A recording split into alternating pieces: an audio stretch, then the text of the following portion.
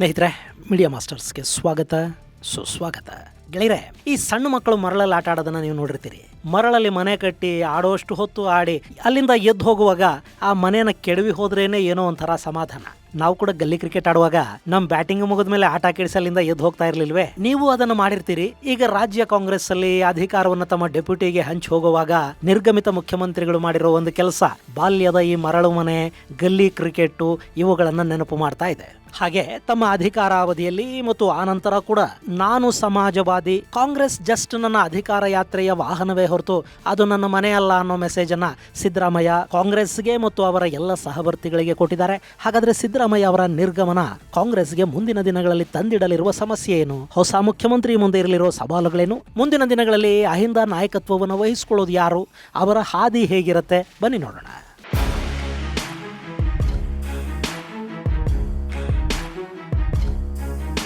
ಗೆಳೆಯರೆ, ಸಿದ್ದರಾಮಯ್ಯ ಅವರು ಮುಖ್ಯಮಂತ್ರಿ ಸ್ಥಾನಕ್ಕೆ ಕೊಟ್ಟ ರಾಜೀನಾಮೆ ಅಂಗೀಕಾರಗೊಂಡಿದೆ.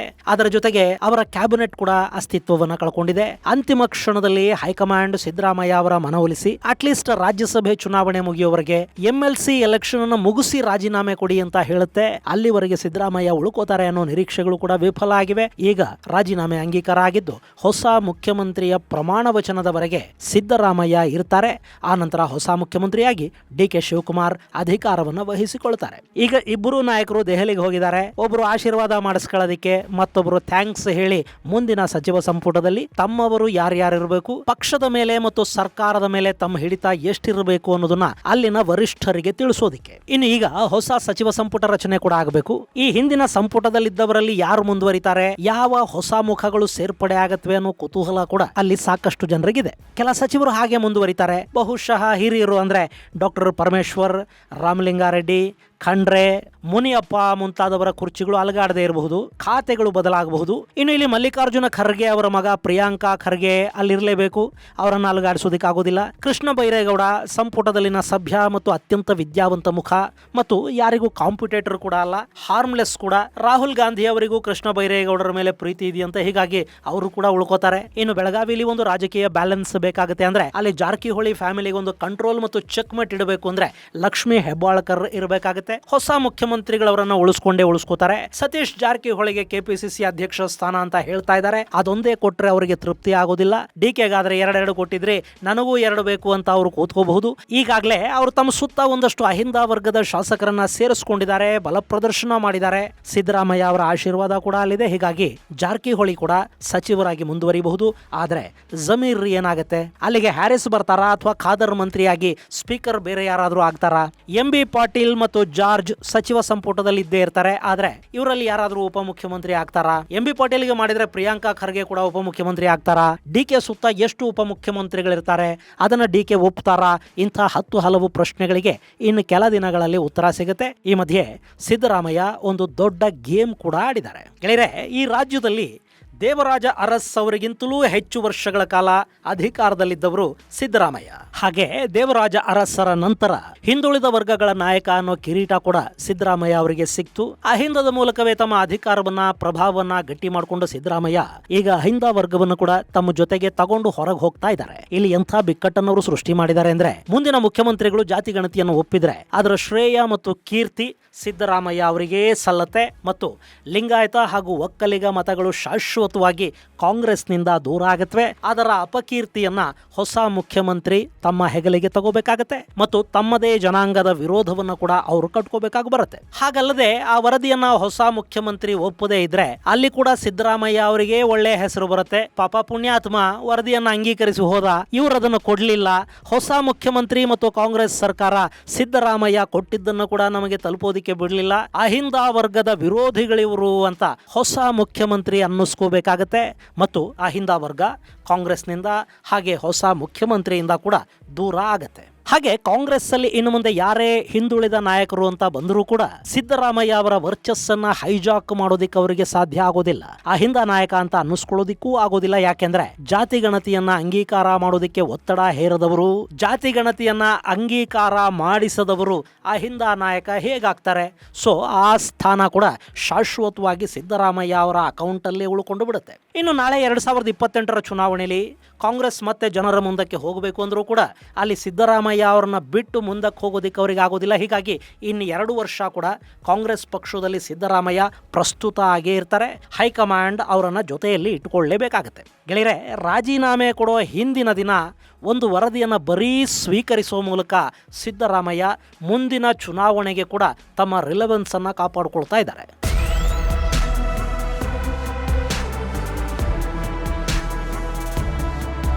ಸ್ನೇಹಿತರೆ, ನಿಮಗೆ ಜಾತಿ ಗಣತಿಯ ವರದಿ ಬಗ್ಗೆ ಗೊತ್ತಿದೆ. ಅದರ ಬಗ್ಗೆ ನಾನು ಮತ್ತೆ ಹೆಚ್ಚು ಹೇಳೋದಕ್ಕೆ ಹೋಗೋದಿಲ್ಲ. ಸುಮಾರು 635 ಕೋಟಿ ರೂಪಾಯಿಗಳಷ್ಟು ಹಣವನ್ನು ಖರ್ಚು ಮಾಡಿರೋ ಸಮೀಕ್ಷೆ ಬಗ್ಗೆ ಸಚಿವ ಸಂಪುಟದಲ್ಲೇ ಸಾಕಷ್ಟು ಅಪಸ್ವರಗಳು ಕೇಳಿಬಂದವು. ಆ ವರದಿಯ ಪ್ರಕಾರ ಕರ್ನಾಟಕದಲ್ಲಿ ಒಕ್ಕಲಿಗರು, ಲಿಂಗಾಯತರ ಸಂಖ್ಯೆಗಿಂತ ಹಿಂದುಳಿದ ವರ್ಗಗಳ ಸಂಖ್ಯೆ ಹೆಚ್ಚಾಗುತ್ತೆ. ಅಲ್ಲಿ ಕೆಲ ವರ್ಗಗಳ ಸಂಖ್ಯೆಯನ್ನು ಬೇಕಂತಲೇ ಹೆಚ್ಚು ಮಾಡಲಾಗಿದೆ. ಸಮೀಕ್ಷೆ ಸರಿಯಾಗಿ ಆಗಿಲ್ಲ. ಜನರ ಬಳಿ ಹೋಗದೆ AC ಚೇಂಬರ್ಗಳಲ್ಲಿ ಕೂತು ನಂಬರ್ಗಳನ್ನು ಬರ್ಕೊಂಡಿದ್ದಾರೆ. ಸಮೀಕ್ಷೆ ಮಾಡಿದ ಅವಧಿಗೂ ಅದನ್ನು ಮಂಡಿಸ್ತಾ ಇರೋ ಅವಧಿಗೂ ಜನಸಂಖ್ಯೆಯಲ್ಲಿ ಸಾಕಷ್ಟು ವ್ಯತ್ಯಾಸ ಆಗಿದೆ. ಈ ವರದಿ ಜನಾಂಗಗಳ ನಡುವೆ ಒಂದು ಅಸಹನೆಗೆ ಕಾರಣ ಆಗುತ್ತೆ. ಇಂಥ ಸಾಕಷ್ಟು ಆರೋಪಗಳು ಕೇಳಿಬಂದ ಕಾರಣ ಸಿದ್ದರಾಮಯ್ಯ ಅವರ ಸರ್ಕಾರನೇ ಆ ವರದಿಯನ್ನು ಅಂಗೀಕರಿಸಲಿಲ್ಲ. ಕಳೆದ 2 ವರ್ಷಗಳಿಂದ ಸಿದ್ದರಾಮಯ್ಯ ಅವರೇ ಮುಖ್ಯಮಂತ್ರಿ ಆಗಿದ್ರೂ ಕೂಡ ಅವರು ತಮ್ಮ ಕ್ಯಾಬಿನೆಟ್ ಅನ್ನು ಒಪ್ಪಿಸಿ ಆ ವರದಿಯನ್ನು ಸ್ವೀಕರಿಸುವ, ಅಂಗೀಕರಿಸುವ ಕೆಲಸವನ್ನು ಮಾಡೋದಿಕ್ಕೆ ಹೋಗಲಿಲ್ಲ. ಇನ್ನು ಕಾಂಗ್ರೆಸ್ ಪಕ್ಷದ ರಾಷ್ಟ್ರೀಯ ನಾಯಕ ರಾಹುಲ್ ಗಾಂಧಿ ಪದೇ ಪದೇ ಹಿಂದುಳಿದ ಮತ್ತು ದಲಿತ ವರ್ಗಗಳ ಬಗ್ಗೆ ಭಾಷಣ ಮಾಡ್ತಾ ಜಾತಿ ಜನಗಣತಿ ಆಗಬೇಕು ಅಂತ ಹೇಳ್ತಾ ಹೋಗ್ತಿದ್ರೆ ಹೊರತು ಕರ್ನಾಟಕದಲ್ಲಿನ ವರದಿಯನ್ನ ಅಂಗೀಕರಿಸೋದಕ್ಕೆ ಇಲ್ಲಿನ ಅವರದ್ದೇ ಸರ್ಕಾರದ ಮೇಲೆ ಒತ್ತಡವನ್ನು ಅವರು ಹೇರೋದಿಕ್ಕೆ ಹೋಗಲಿಲ್ಲ. ಯಾಕೆಂದ್ರೆ ಜಾತಿಗಳಿಗೆ ಕೈ ಇಡೋದು ಅಂದ್ರೆ ಜೇನುಗೂಡಿಗೆ ಕಲ್ಲು ಹೊಡೆದಂತೆ. ಯಾವ ಜಾತಿ ಸಮುದಾಯದ ಜನ ಆ ವರದಿಯಿಂದ ಬೇಸರ ಮಾಡಿಕೊಂಡ್ರು ಅವರು ಕಾಂಗ್ರೆಸ್ ಅಥವಾ ಆ ವರದಿಯನ್ನ ಒಪ್ಪುವ ಪಕ್ಷದಿಂದ ದೂರ ಸರಿತಾರೆ. ಒನ್ಸ್ ಅಗೈನ್ ಅದು ವೋಟ್ ಬ್ಯಾಂಕು, ಅದನ್ನ ಕಳ್ಕೊಳ್ಳೋದಿಕ್ಕೆ ಯಾರು ಇಷ್ಟಪಡೋದಿಲ್ಲ. ಇನ್ನು ವಿರೋಧ ಪಕ್ಷದಲ್ಲಿದ್ದಾಗ ಜಾತಿ ಜನಗಣತಿಯನ್ನ ಮಾಡಿ ರಿಸರ್ವೇಶನ್ ಅನ್ನ ಹೆಚ್ಚು ಮಾಡಿ ಅಂತ ಆಡಳಿತ ಪಕ್ಷದ ಮೇಲೆ ಒತ್ತಡ ತರೋದು ಬೇರೆ, ತಾವೇ ಆಡಳಿತಕ್ಕೆ ಬಂದಾಗ ಇಂಥವುಗಳನ್ನ ಅನುಷ್ಠಾನಕ್ಕೆ ತರೋದೇ ಬೇರೆ. ಸೊ ಸಿದ್ದರಾಮಯ್ಯ ಅವರು ಕೂಡ ಮುಖ್ಯಮಂತ್ರಿಯಾಗಿದ್ದಷ್ಟೂ ದಿನ ಆ ಜಾತಿ ಗಣತಿಯ ವರದಿಯನ್ನ ಹಾಗೆ ಕೋಲ್ಡ್ ಸ್ಟೋರೇಜ್ ಅಲ್ಲೇ ಇಟ್ಟಿದ್ರು. ಈಗ ರಾಜೀನಾಮೆಗೆ 1 ದಿನ ಮೊದಲು ಅದನ್ನು ಅವರು ಸ್ವೀಕಾರ ಮಾಡಿದ್ದಾರೆ. ಇನ್ನು ಇಲ್ಲಿ ಕನ್ಫ್ಯೂಸ್ ಆಗಬೇಡಿ, ಇಲ್ಲಿ ಜನಗಣತಿಯ ವರದಿಯನ್ನ ಮುಖ್ಯಮಂತ್ರಿಗಳು ಜಸ್ಟ್ ರಿಸೀವ್ ಮಾಡ್ಕೊಂಡಿದ್ದಾರೆ. ಆ ವರದಿಯನ್ನ ಕ್ಯಾಬಿನೆಟ್ ಮುಂದೆ ಇಡಬೇಕಾಗತ್ತೆ ಮತ್ತು ಅಲ್ಲಿ ಅಂಗೀಕಾರವನ್ನ ಪಡ್ಕೋಬೇಕಾಗತ್ತೆ. ಈಗ ಜಸ್ಟ್ ಸಿದ್ದರಾಮಯ್ಯ ಆ ರಿಪೋರ್ಟ್ ಅನ್ನ ರಿಸೀವ್ ಮಾಡ್ಕೊಂಡಿದ್ದಾರೆ ಮತ್ತು ಆ ಮೂಲಕ ಮುಂದಿನ ಮುಖ್ಯಮಂತ್ರಿಯ ಬಾಯಿಗೆ ಒಂದು ಕಬ್ಬಿಣದ ಕಡಲೆಯನ್ನು ಕೊಟ್ಟು ಹೋಗ್ತಾ ಇದ್ದಾರೆ. ಗೆಳೆಯರೆ, ಇಲ್ಲಿ ಜಸ್ಟ್ ರಿಸೀವ್ ಅಂತ ನಮಗಿದು ಕಾಣಿಸಿದ್ರು ಕೂಡ ಇದರ ಹಿಂದೊಂದು ರಾಜಕೀಯ ಲೆಕ್ಕಾಚಾರ ಇದೆ. ಈ ವರದಿಯನ್ನ ಹೊಸ ಮುಖ್ಯಮಂತ್ರಿ ಮತ್ತು ಅವರ ಸಚಿವ ಸಂಪುಟ ಅಂಗೀಕರಿಸಿದ್ರೆ ಕಾಂಗ್ರೆಸ್ ಪಕ್ಷ, ಒಕ್ಕಲಿಗ, ಲಿಂಗಾಯತ ಸಮುದಾಯಗಳು ಅಂದ್ರೆ ಆ ವರದಿಯನ್ನ ಇದುವರೆಗೆ ವಿರೋಧಿಸ್ತಾ ಬರ್ತಾ ಇರೋ ಸಮುದಾಯಗಳೇನಿವೆ ಅವುಗಳ ವಿರೋಧವನ್ನ ಕಟ್ಕೋಬೇಕಾಗಿ ಬರುತ್ತೆ. ಒಪ್ಪದೇ ಇದ್ರೆ ಹಿಂದುಳಿದ ವರ್ಗಗಳ ವಿರೋಧವನ್ನ ಎದುರಿಸಬೇಕಾಗುತ್ತೆ ಮತ್ತು ಮುಂದಿನ ಚುನಾವಣೆಗೆ ಸಿದ್ದರಾಮಯ್ಯ ಅವರ ಮುಖ ಇಟ್ಟುಕೊಂಡೇ ಕಾಂಗ್ರೆಸ್ ಚುನಾವಣೆಯನ್ನ ಎದುರಿಸಬೇಕಾಗಿ ಬರುತ್ತೆ. ನಾನು ಅಧಿಕಾರದಲ್ಲಿದ್ದಿದ್ರೆ ಅದನ್ನ ಮಾಡಿಸಿ ಬಿಡ್ತಾ ಇದ್ದೆ, ಈಗಲಾದ್ರೂ ಅಧಿಕಾರ ಕೊಡಿ, ನಾವು ಅದನ್ನು ಮಾಡ್ತೀವಿ ಅಂತ ಹೇಳೋ ಅವಕಾಶ ಸಿದ್ದರಾಮಯ್ಯ ಅವರಿಗೆ ಸಿಗತ್ತೆ. ಏನೇ ಆದ್ರೂ ಇಲ್ಲಿ ಮುಂದಿನ ಚುನಾವಣೆಯಲ್ಲಿ ಕೂಡ ನಮ್ಮ ಸಿದ್ದರಾಮಯ್ಯ ಅವರು ರಿಲೆವೆಂಟ್ ಆಗಿ ಉಳ್ಕೋತಾರೆ. ಅಹಿಂದ ನಾಯಕತ್ವ ಅವರ ಕೈಯಲ್ಲೇ ಭದ್ರವಾಗಿರುತ್ತೆ. ಏನೇ ಜಾರಕಿಹೊಳಿ, ರಾಜಣ್ಣ, ಪ್ರಿಯಾಂಕಾ ಖರ್ಗೆ, ಯಾರೇ ಹಿಂದುಳಿದ ದಲಿತ ನಾಯಕರು ಅಂತ ಬಂದ್ರು ಅಹಿಂದದ ಗರಿಯನ್ನ ಸಿದ್ದರಾಮಯ್ಯ ಅವರಿಂದ ಕಿತ್ಕೊಳ್ಳೋದಿಕ್ಕೆ ಸಾಧ್ಯ ಆಗೋದಿಲ್ಲ. ಸೊ ಅಹಿಂದದ ಮೂಲಕ ಅಧಿಕಾರಕ್ಕೇರಿದ ಸಿದ್ದರಾಮಯ್ಯ ಅಹಿಂದ ಸಮುದಾಯವನ್ನ ಕಾಂಗ್ರೆಸ್ಗೆ ಇಲ್ಲಿ ಬಿಟ್ಟು ಹೋಗ್ತಿಲ್ಲ, ಅದನ್ನ ತಮ್ಮ ಜೊತೆಗೆ ಇಟ್ಕೋತಾ ಇದ್ದಾರೆ. ಗೆಳೆಯರೆ, ನಾನು ಈ ಹಿಂದಿನ ವಿಡಿಯೋದಲ್ಲಿ ದೇಶದ ರಾಜಕಾರಣದಲ್ಲಿ ಸಿದ್ದರಾಮಯ್ಯ ಮಾಡೆಲ್ ಅನ್ನೋದೊಂದು ವಿಶೇಷ ಮಾಡೆಲ್ ಅಂತ ಹೇಳಿದ್ದು ಇಂಥ ಕಾರಣಗಳಿಂದಾಗಿನೇ. ಅವರು ಮುಖ್ಯಮಂತ್ರಿ ಆಗಿದ್ದಾಗ ಸರ್ಕಾರ ಸಿದ್ದರಾಮಯ್ಯ ಅವರ ಸರ್ಕಾರ ಅನ್ನಿಸ್ಕೊಳ್ತು, ಕಾಂಗ್ರೆಸ್ ಸರ್ಕಾರ ಅನ್ನಿಸ್ಕೊಳ್ಳಿಲ್ಲ. ಸರ್ಕಾರಿ ಕಾರ್ಯಕ್ರಮಗಳ ಮೂಲಕವೇ ಇವರು ಅನ್ನರಾಮಯ್ಯ, ಗ್ಯಾರಂಟಿ ರಾಮಯ್ಯ, ಭಾಗ್ಯ ರಾಮಯ್ಯ ಅಂತೆಲ್ಲ ಅನ್ನಿಸ್ಕೊಂಡ್ರು. 2018ರ ಸೋಲು ಕಾಂಗ್ರೆಸ್ನ ಸೋಲಾಯಿತು, ಅದು ಸಿದ್ದರಾಮಯ್ಯ ಅವರ ಸೋಲು ಅನ್ನಿಸ್ಕೊಳ್ಳಿಲ್ಲ. ಈಗ ಅಹಿಂದ ನಾಯಕತ್ವ ಮತ್ತು ಮತ ಬ್ಯಾಂಕ್ ಅನ್ನು ಕೂಡ ಅವರು ಕಾಂಗ್ರೆಸ್ಗೇನು ಬಿಟ್ಟು ಹೋಗ್ತಿಲ್ಲ. ಹೀಗಾಗಿನೇ ಸಿದ್ದರಾಮಯ್ಯ ಅವರದ್ದು ಭಾರತದ ರಾಜಕಾರಣದಲ್ಲಿ ಒಂದು ಕ್ಲಾಸಿಕ್ ಮಾದರಿ ಅನ್ನಿಸ್ಕೊಳ್ತಾ ಇದೆ. ಇದು ಗೆಳೆಯರೆ ಜಾತಿ ಜನಗಣತಿ ಹಾಗೂ ಅಹಿಂದ ನಾಯಕತ್ವಕ್ಕೆ ಸಂಬಂಧಿಸಿದ ಒಂದಷ್ಟು ಮಾಹಿತಿ. ಮುಂದಿನ ಸಂಚಿಕೆಯಲ್ಲಿ ಮತ್ತಷ್ಟು ವಿಶೇಷಗಳ ಜೊತೆ ಮತ್ತೆ ಭೇಟಿಯಾಗೋಣ. ಅಲ್ಲಿವರೆಗೆ ಜೈ ಹಿಂದ್, ಜೈ ಕರ್ನಾಟಕ.